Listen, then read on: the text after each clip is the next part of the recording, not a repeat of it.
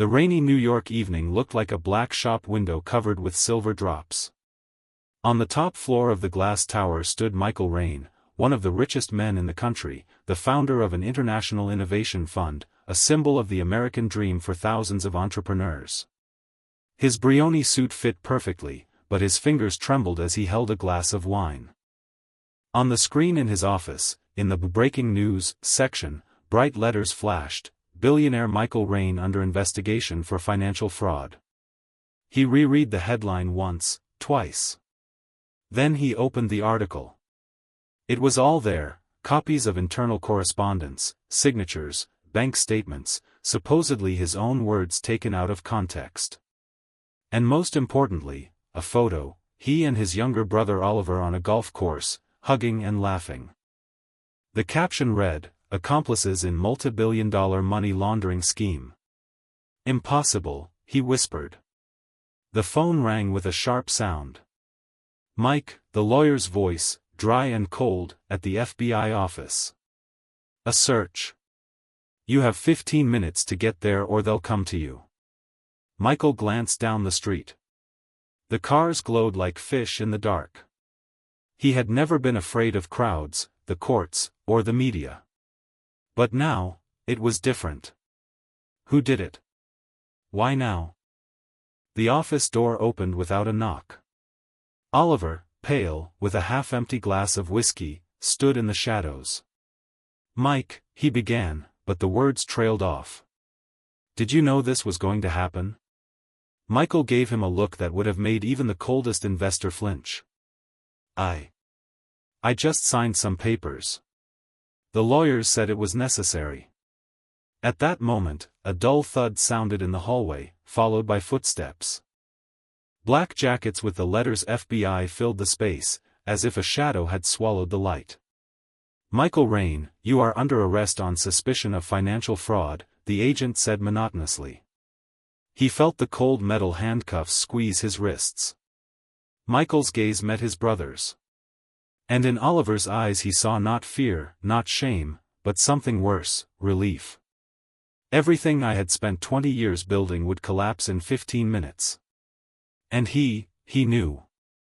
Michael was led through a reception hall that was as shiny as an aquarium.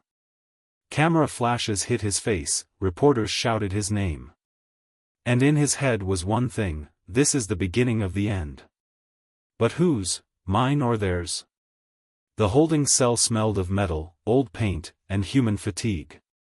Michael sat on a narrow bench, his elbows on his knees. His watch, cufflinks, and phone had all been removed. Only the shadow of his own reflection in the cloudy glass remained with him.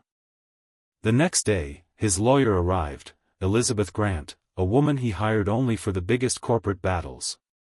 "Mike," she sat down opposite him, still wearing her dark glasses. "This is no ordinary charge. Your accounts are frozen. The fund's shares are down 30%. The board of directors." "What, the board? Last night voted unanimously to remove you." He clenched his fists until his bones were white. "Oliver?" "Oliver is the prosecution's chief witness." The silence between them was thick as pitch. Everything was spinning in his head. "He sold me out. My own brother. But why?" A few days later, the judge released him on bail. Michael returned to his penthouse, and found it empty. The paintings were gone, the safe open. On the table was an envelope. Inside was a photo, he and Oliver as children, on the lakeshore, with the caption, "You taught me that the first to strike survives." The television in the living room was silent. On the screen was his face, but with interviews from former partners, who now spoke of years of fraud and double accounting. Some were crying in front of the cameras. Some were openly calling him a fraud. Michael felt something break inside him, not anger, not despair, but a slow, icy realization: his life had become someone else's script. That evening, black cars pulled up to his house. He thought, the FBI again. But this time it was men in expensive coats, without badges. One, with cold blue eyes, threw a bundle of papers on the floor. "Mr. Raine," he said quietly. "These papers show that you never owned most of your companies. They're all made out to fake names. Do you want to know who did it? Ask your brother. And, look at page 13. On page 13 were copies of letters signed, by his late father. Dated years after his father had been in the hospital, unable to write. That night, for the first time in years, he couldn't sleep. In the darkness, he realized that this wasn't just a matter of money. This was something more, a conspiracy that had begun before he was who he was. And now he had been betrayed not only by those he loved, but by the memory of those he held sacred. He had lost his business, his control of his finances, his reputation. But most of all, he lost faith in his own story. If the truth exists somewhere, it is worse than any lie. For 3 weeks after his arrest, Michael lived like a ghost in his own city. He had once been greeted at restaurants, photographed on the covers of business magazines, invited to political dinners. Now waiters avoided his gaze, taxis flew by, and people in the elevator stared right through him as if through empty space. He sat in a cheap Brooklyn cafe, wearing a shabby jacket. He opened a newspaper, where he was once again called the symbol of greed and the face of a great scam. And just then a woman sat down at his table. Dark hair, an old trench coat, tired but watchful eyes. "You don't know me," she said, not looking away. "But I worked with your father." Michael felt his heart beat faster. "With my father? You?" "I was his personal secretary for the last 5 years before he died. And I know he didn't sign the documents they're trying to use against you now." She placed a small flash drive on the table. "It's all here, letters, audio recordings, internal reports. The names of the people who ran the funds before you took control. The people who cheated him and you." Michael took the flash drive, but he didn't insert it into his laptop, he just held it in his hand, feeling it weigh more than gold. "Why are you helping me?" "Because your father was an honest man, until he contacted them. He wanted out of the game, but it was too late. And I don't want them to destroy you, too." She looked out the window and added quietly. "By the way, your brother, he's not the enemy. He's a hostage. He was forced to sign all this. You're both trapped." The words had struck harder than any accusation. Oliver was a hostage? A month of hatred had suddenly turned into something else, confused, painful, but with a spark of hope. Late at night, in a small rented apartment, he opened the files on the flash drive. A mosaic of conspiracies unfolded before him, secret deals with government agencies, money laundering schemes through charitable foundations, manipulation of the stock market. It all connected an invisible network, from politicians to international corporations. And at the center, like a spider in a web, was a familiar signature, the man he had once considered his mentor. When Michael closed his laptop, he already knew, his life would never return to the way it was. But for the first time in weeks, he felt not just fear, but a plan.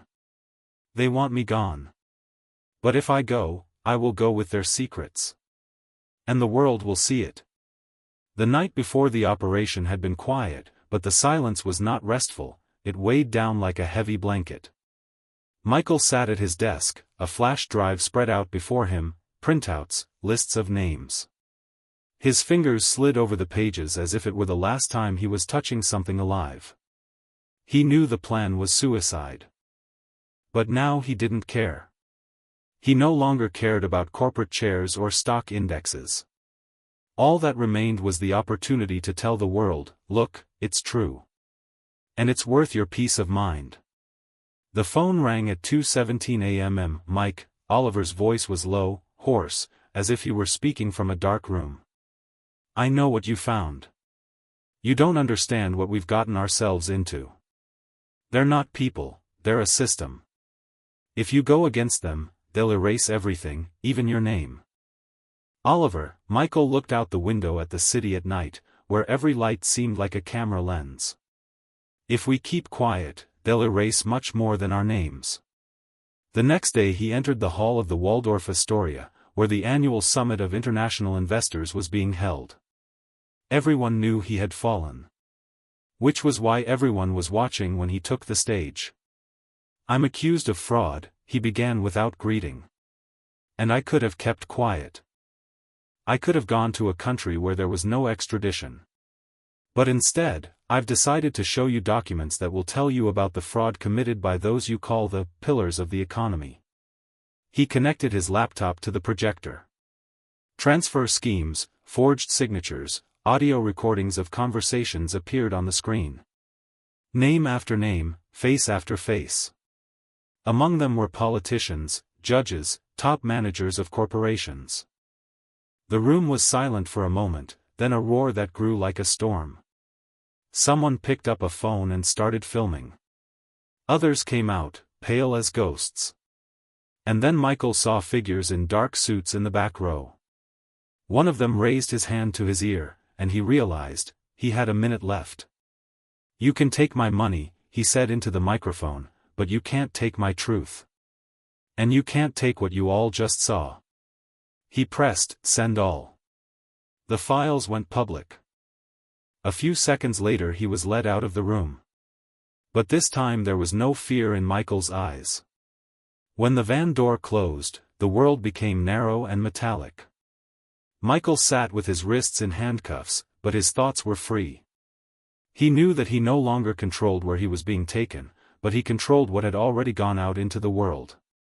Everything was abuzz on the internet, on the forums, in the news.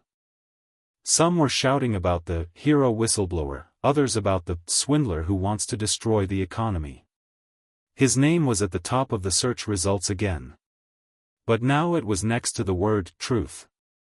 He waited for hours in the small, cold interrogation room. Then Elizabeth entered. Her eyes were soft for the first time in a long time. "Mike, what you did, they won't be able to hide it. But they will try to make you disappear." "I'm already gone, Liz," he smiled, but it was the smile of someone who has given everything and understands the price. She leaned closer. "Why didn't you just run? I could have been safe, with money, far away. Because then I would be like them. And I might lose, but I wouldn't be the lie I've believed my whole life." The next morning the news broke. Some of those he'd exposed had resigned. Others were being investigated. But the system remained. It was shaky, but it held. Michael was transferred to prison, and as he walked down the corridor, he heard the other prisoners whispering his name. Some with respect, some with contempt. He knew that none of them knew the whole truth. And neither did the world. In his cell, he looked out the narrow window at the night sky. The stars, distant and cold, twinkled as if they were winking from another reality. Is it possible to be rich and honest? He asked himself. Is the truth worth losing everything? And if you destroyed your empire to correct its sins, is that redemption or just another form of pride? There was no answer. And perhaps there never would be. But he knew one thing, his story no longer belonged to him. It had become a mirror into which everyone in power would someday look. And the question that mirror would ask would always be the same. What are you willing to give for the truth?